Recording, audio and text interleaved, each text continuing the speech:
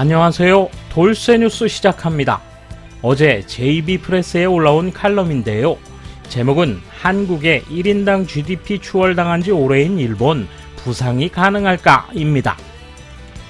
우리가 요즘 자주 보는 제목이지만 내용적으로는 한국 정치의 민주화와 일본 유사민주주의를 비교한 내용이 이채롭군요. 적잖은 진정성과 황당한 날조가 어우러진 버라이어티 꿀잼 칼럼, 어떤 내용과 반응인지 살펴보시죠. 손끝신 구독, 좋아요.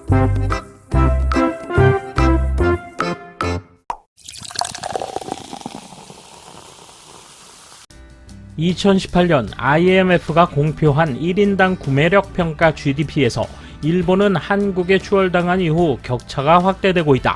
사실 2017년 단계에서 미국, 유럽 경제 전문가들은 한국이 일본을 앞지르기는 어려울 것으로 보고 있었다.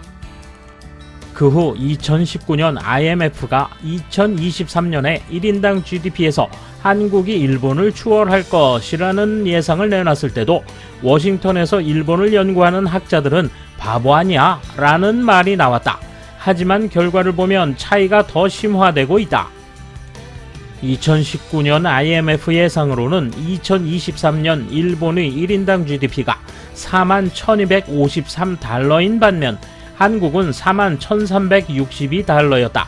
이때 예상으로는 2024년 일본이 41,666달러, 한국이 42,392달러로 점차 격차가 벌어지는 추세였다. 그러나 현실을 보면 일본의 성장력 정체는 계속되고 한국의 성장력이 증가하면서 양국의 차이는 확대됐다.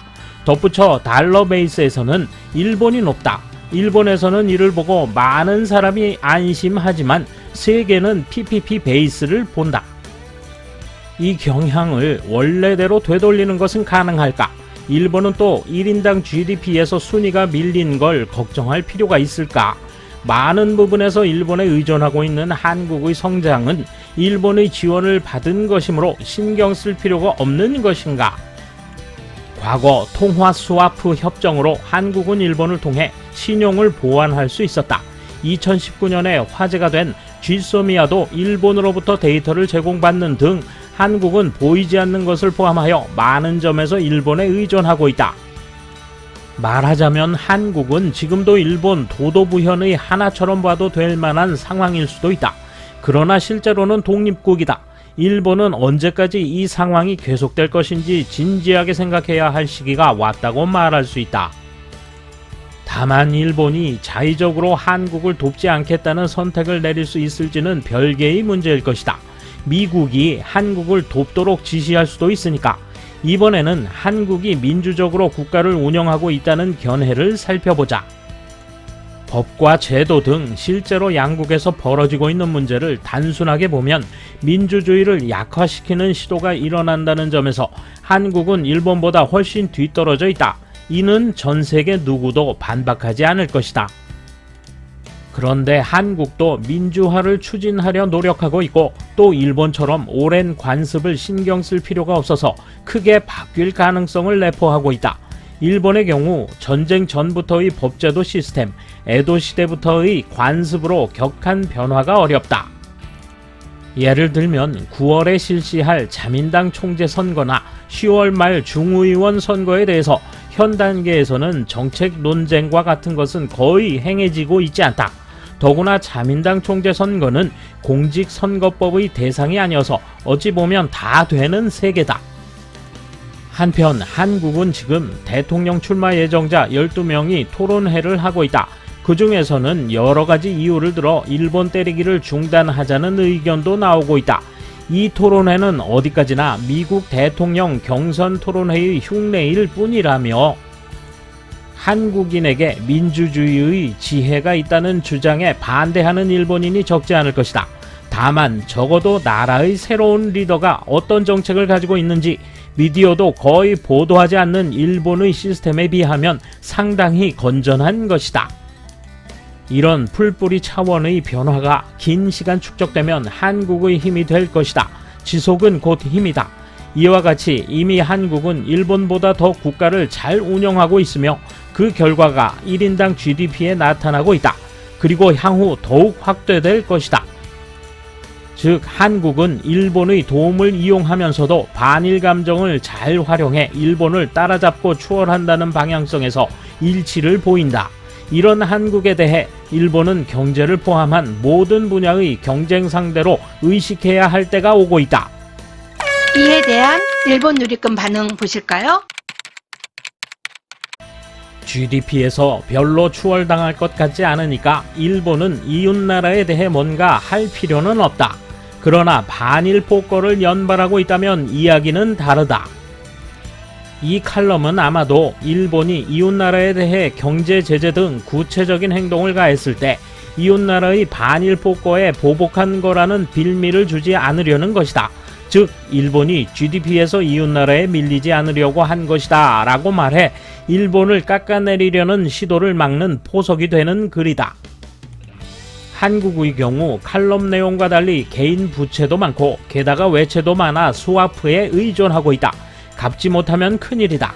일본은 스와프에 응하지 않을 태세를 갖추고 한국이 여유 있을 때 채권 회수를 서둘러라. GDP로는 측정할 수 없는 품격이나 신뢰에서 차이가 난다. 일본은 모난 돌이 정을 맞는다는 걸 배웠기 때문에 GDP 등에서 눈에 띄지 않도록 하고 있지만 전 세계에 일본 기업이나 현지 법인이 있어 현지인들을 고용해 조용히 전 세계에 영향을 주고 있다. 허약한 성장은 반드시 무너진다. 한국의 GDP 계산법에 따르면 외국에서 생산해 수출한 금액을 포함시킨다는 건 유명한 이야기다. 즉 대폭 부풀려져 있다. 그런 데이터를 가지고 일본과 비교하는 것은 난센스다. 참고로 중국의 근거는 더욱 불분명하다고 한다. 하지만 일본이 정체되어 있는 건 사실이므로 우리도 노력해야만 한다. 이런 칼럼을 게재하는 상태라면 장래가 없는 것은 JB 프레스다. 현실적으로 37년간 한국 기업과 상거래를 해온 당사자 눈으로 봤을 때 결코 진실이라고는 말하기 어려운 내용의 웃음이 나온다. 50회 이상 한국을 방문했지만 사회 인프라를 보면 실정이 잘 보인다. GDP 안에 부동산 버블 가격과 국외에서 생산한 것까지 추가하면 확실히 일본과 동등한 GDP가 될 것이다. 구매력 평가 기준은 얼마든지 조작이 가능하다. 한국의 물가 수준은 이제 일본에 비해 전혀 싸지 않다. 부동산 같은 건 일본보다 훨씬 높은 거품 상태, 즉 일본보다 낮은 소득으로도 더 풍요롭다는 전제는 성립되지 않는다. 처음부터 정보 조작이며 이런 칼럼을 쓴 자는 신뢰할 가치가 없다. 한국 쪽을 더 바라봐줘 이런 거구나.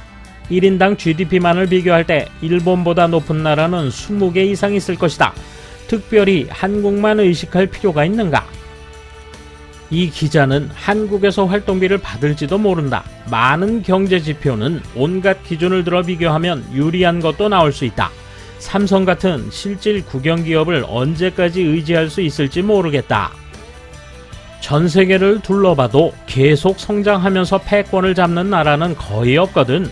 일본도 일본의 시대가 끝나고 다음 스테이지로 간다고 생각하면 되지 않을까.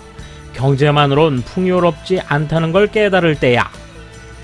돌쇠 한마디. 유사민주주의 착각 속에 사는 주제에 민주화가 어쩌고 하는 꼴이라니 참. 정신승리에 아무리 취했어도 한국을 인정하고 직시하자는 결론은 명확하군요. 감사합니다. 돌쇠 물러갑니다. 이번 소식은 여기까지입니다. 시청해주셔서 감사합니다. 돌쇠처럼 우직하게, 만인처럼 화끈하게.